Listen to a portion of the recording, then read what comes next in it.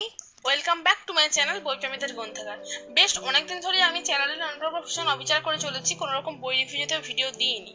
আমার এইচএস এর third same চলছিল, তাই জন্য আমি 2 সপ্তাহ মতো লিভ নিয়েছিলাম ইউটিউব থেকে। সেটা কমিউনিটি পোস্টের মাধ্যমে তোমাদের জানিয়েছিলাম। তোমাদের অনেক সবাইকে ধন্যবাদ যে তোমরা আমার চ্যানেলটার পাশে থেকেছিলে একদিন লিভ দেওয়ার পরও। তো পুজো যেহেতু আসছে, অ্যাজ বইপ্রেমী আমি, এবং তোমাদের জন্য আমি নিয়ে এলাম আমার পূজাবার্ষিকী রিভিউ, ওভারলুক শেয়ার ভিডিও, যেমনটা আমার গত 3-4 বছর ধরে আসছে। তোমরা এই ভিডিওগুলো দেখতে মোটামুটি পছন্দ করো এবং তোমাদের মূল্যবান মতামত অবশ্যই কমেন্ট বক্সে জানাবে। আর ভিডিওটা যদি ভালো লাগে থাকে চ্যানেলটাকে সাবস্ক্রাইব করবে, ভিডিওটা শেয়ারও করতে পারো, লাইক করে দিও। চলো আমি এবার ভিডিওতে যাওয়া যাক। তো এবছরের আমার প্রথম পূজাবার্ষিকী হচ্ছে আনন্দ মেলা। আমার পূজাবার্ষিকীর লিস্টে সবসময় নাম্বার 1-এ থাকে আনন্দ মেলা। তো এবার আমি আনন্দ মেলা নিয়েছিলাম পরীক্ষার আগে, ভেবেছিলাম পরীক্ষার আগে শ্যুটটা কমপ্লিট করে রাখবো, কিন্তু ওই পরীক্ষার চাপে শ্যুট করা হয়নি আর আমি লিভ নিয়ে নিয়েছিলাম একেবারে ইউটিউব থেকে। তো আমি এখানে একেবারে বইটা নিয়ে রেডি হয়ে গেছি, বেশি না বকে চলো ভিডিওতে যাওয়া যাক।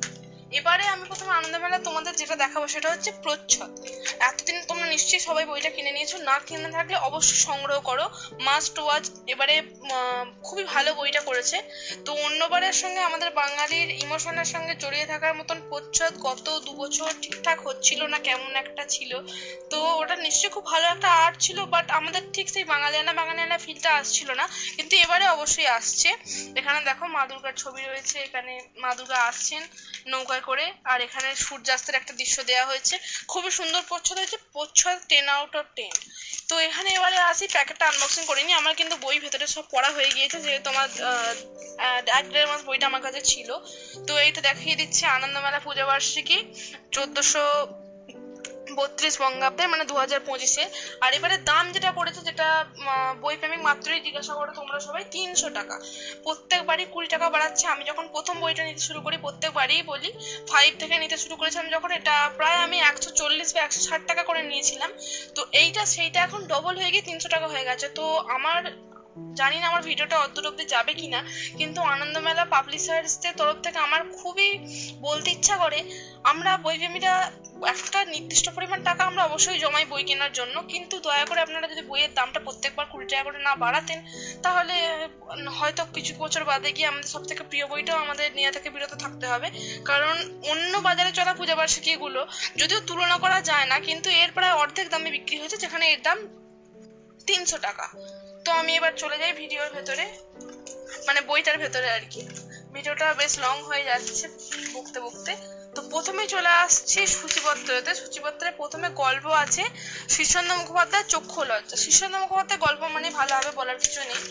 তারপর রয়েছে সঞ্জীব চট্টোপাধ্যায়ের আমার one of the most favourite লেখক, রয়েছে ভুলটাই তবে ঠিক। তারপর রয়েছে রোহিণী নদীর তীরে, একটা যেহেতু মাইথোলজির একটা গল্প থাকে এখানে, এটা হচ্ছে রোহিণী নদীর তীরে তমাল বন্দ্যোপাধ্যায়ের লেখা।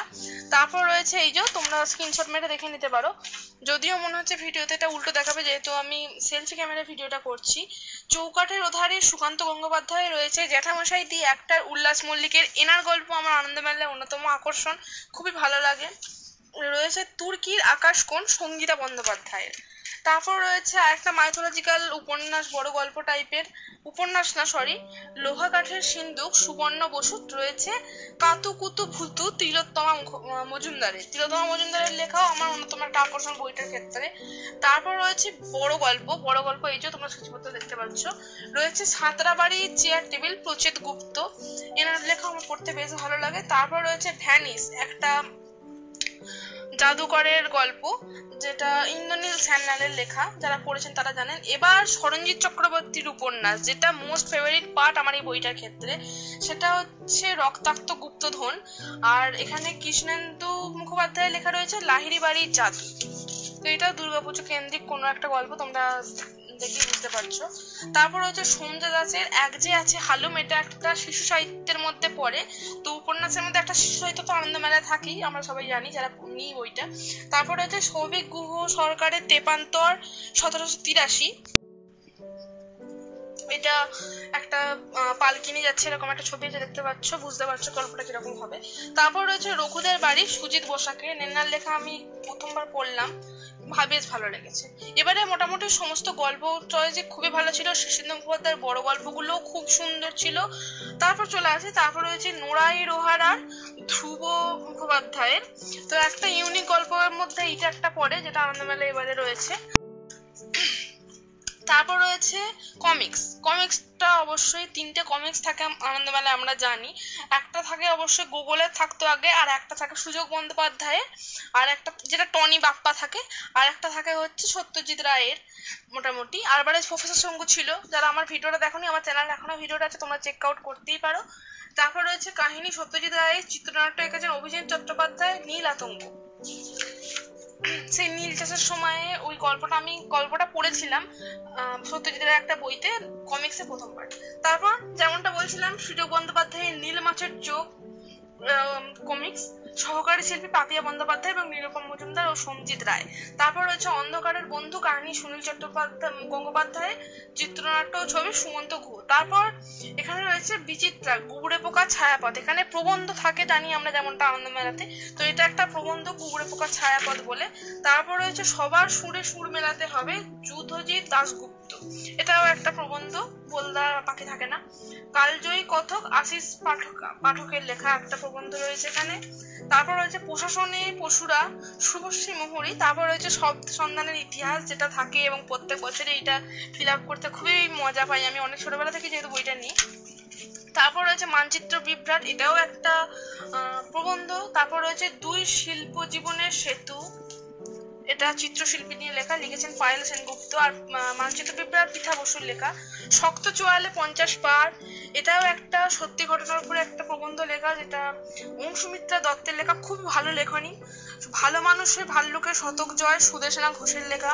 তারপর রয়েছে ওয়ার্ড সাহেবের বাক্স, এটা লেখা হচ্ছে শুভজিৎ নন্দীর। ভিডিওটা একটু লং হচ্ছে, তোমরা দেখে নিও প্লিজ, দেখতে ভালোবাসো তোমরা জানি। তারপর রয়েছে খেলা, যেখানে আমার ইন্টারেস্ট একটু কম, কারণ আমি খুব একটা খেলা দেখি না, কিন্তু কারেন্ট অ্যাফেয়ার্স এর জন্য এইগুলো অবশ্যই বেশ ভালো লাগে পড়তে আমার। লড়াইয়ের অন্য নাম বাবুমা রয়েছে চন্দন রুদ্রের লেখা।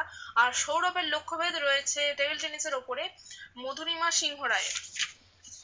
তারপর গুকেশের বিশ্বজয়, হ্যাঁ এটা একটা ইন্টারেস্টিং পার্ট। আমাদের নতুন দাবা চ্যাম্পিয়ন, বিশ্ব চ্যাম্পিয়ন গুকেশ, ওনার বিশ্বজয়ের কাহিনী লেখা আছে, সায়ক বসু লিখেছেন, খুব ভালো। আর অন্যান্য আকর্ষণ হচ্ছে আমার কুইজ, যেটা সব সময় লেখেন হচ্ছে দীপ সুন্দর দিনদা, উনিই করেছেন।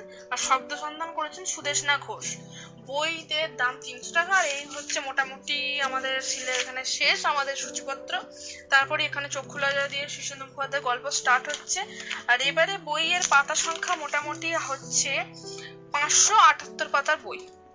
এই রইল ওভারলুক, তোমরা অবশ্যই সংগ্রহে রাখতে পারো, বেশ ভালো হয়েছে গল্পটা। এবারে পয়সা দামের সাথে মোটামুটি তোমরা ওয়ার্থ ইটই বলতে পারো, কিন্তু দামটা একটু কমলে আমাদের মতন বই প্রেমী সবার জন্যই বেশ ভালো একটা খবর হতে পারতো। তো এইটুকুই ছিল ভিডিওটা। তোমরা লাইক করো, কমেন্ট করো, শেয়ার করো, ভিডিওটা ভালো লাগলে সাবস্ক্রাইব করে দিও। আমরা খুব তাড়াতাড়ি 160 সাবস্ক্রাইবের কাছে আছি। আর সাবস্ক্রাইবার রেটটা তোমরা এরকম ভাবে বাড়াতে রেখো। শর্টস আসবে, বই রিভিউ ভিডিও এখন বেশ কতগুলো আসবে। টাটা।